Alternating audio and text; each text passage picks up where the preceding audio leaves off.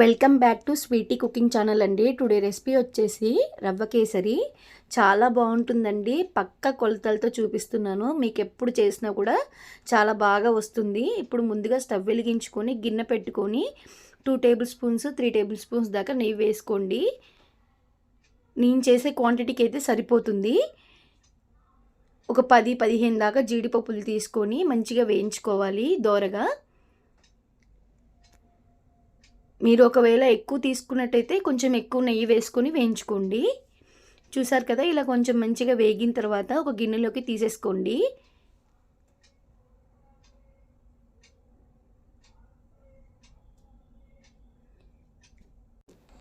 ఇదే దాంట్లో 1 కప్పు బొంబాయి రవ్వ తీసుకుంటున్నానండి. మీరు అన్నీ ఇదే మెజర్మెంట్లో తీసుకోండి. మీ దగ్గర ఏ బౌల్ ఉన్నా సరే, గ్లాస్తో అయినా సరే పర్ఫెక్ట్గా సరిపోతుంది. ఫస్ట్ టైం చేసే వాళ్ళైనా కూడా పర్ఫెక్ట్గా రవ్వ కేసరి అనేది చేసేసుకోవచ్చు. చూసారు కదా, రవ్వని సిమ్ములోనే పెట్టుకొని స్టవ్ని ఇట్లా వేయించుకోవాలి కలుపుకుంటూ. ఇప్పుడు 1 కప్పు రవ్వకి అదే కప్పుతో 3 కప్పులు నీళ్ళని తీసుకొని వేడి చేసుకోవాలండి స్టవ్ పైన పెట్టుకొని.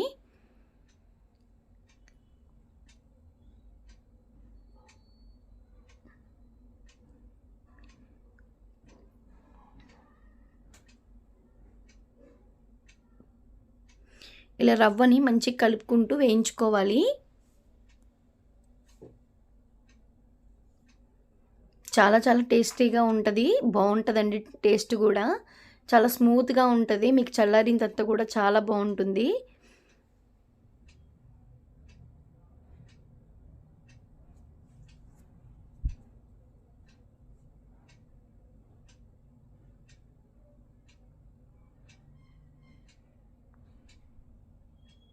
నేను నీళ్ళల్లోనే 3 యాలక్కాయలు దంచి వేసుకున్నానండి. మీ దగ్గర యాలక్కాయల పొడి ఉన్నా కూడా వేసుకోండి.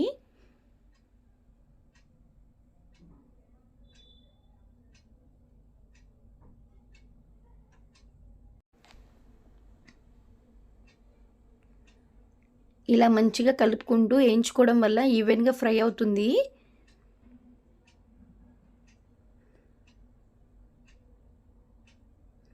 ఇప్పుడు నీళ్ళు కూడా కాగాయండి.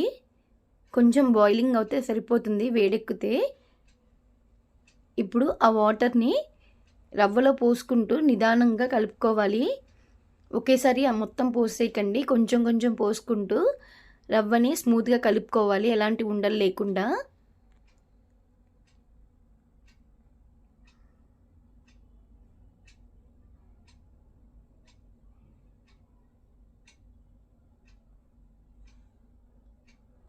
ఇలా మంచిగా స్మూత్గా కలుపుకోండి. మనకి మొత్తం మంచిగా కలిసేదాకా సిమ్ములో పెట్టుకొని కలుపుకోండి. ఒకేసారి మీడియం ఫ్లేమ్లో కానీ హై ఫ్లేమ్లో పెడితే రవ్వ అనేది వాటర్ అంతా పీల్చేసుకుంటుందండి, మనకు కలపడానికి కుదరదు. అట్లనే ఉండలుగానే ఉండిపోయిద్దండి. మీరు ఇలా చేసుకోవడం వల్ల చాలా ఈజీగా రవ్వ కూడా వాటర్లో కరిగిపోయి చాలా స్మూత్గా ఉంటుంది. చూసారు కదా ఎంత స్మూత్గా ఉందో.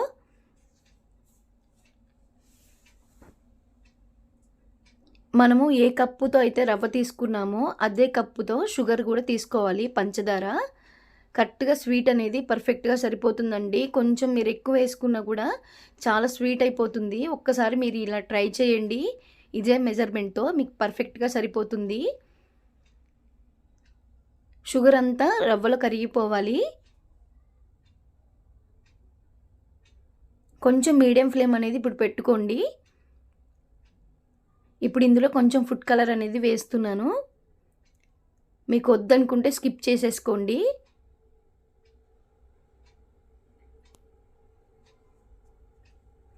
వేసుకొని మంచిగా కలుపుకోవాలి, ఫుడ్ కలర్ కూడా కలిసేదాకా. చూసారు కదా, చూస్తుంటేనే నోరు ఊరిపోతుంది ఎప్పుడెప్పుడు తినాలా అని. చాలా బాగుంటుందండి, చాలా స్మూత్గా వస్తుంది.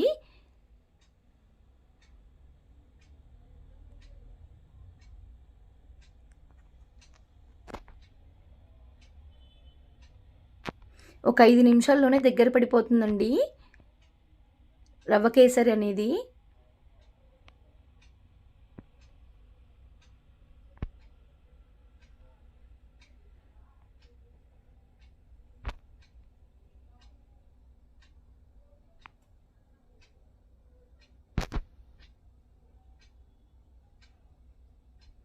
ఇప్పుడు మనం ముందుగా వేయించుకున్నాం కదండి జీడిపప్పులు కూడా వేసేసుకోండి.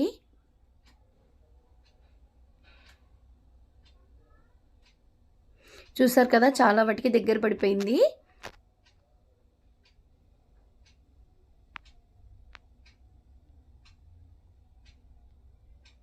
నేను 1 టేబుల్ స్పూన్ నెయ్యి కూడా వేసుకుంటున్నాను. మీకు కావాలంటే 2 టేబుల్ స్పూన్స్ అయినా వేసుకోవచ్చండి. ఇలా మంచిగా కలుపుకోవాలండి. నెయ్యి కూడా వేసుకున్నాం కదా, కలిసేదాకా కలుపుకోండి. చూసారు కదా రవ్వ కేసరి అనేది ఇంక అయిపోయిందండి. స్టవ్ బంద్ చేసేసుకోవచ్చు. ఎంతో టేస్టీగా ఉండే రవ్వ కేసరి చాలా స్మూత్గా ఉంటుందండి. ఈ వీడియో కనుక మీకు నచ్చితే లైక్ చేసి, షేర్ చేసి, సబ్స్క్రైబ్ చేసుకోండి. థ్యాంక్ యూ ఫర్ వాచింగ్ అండి.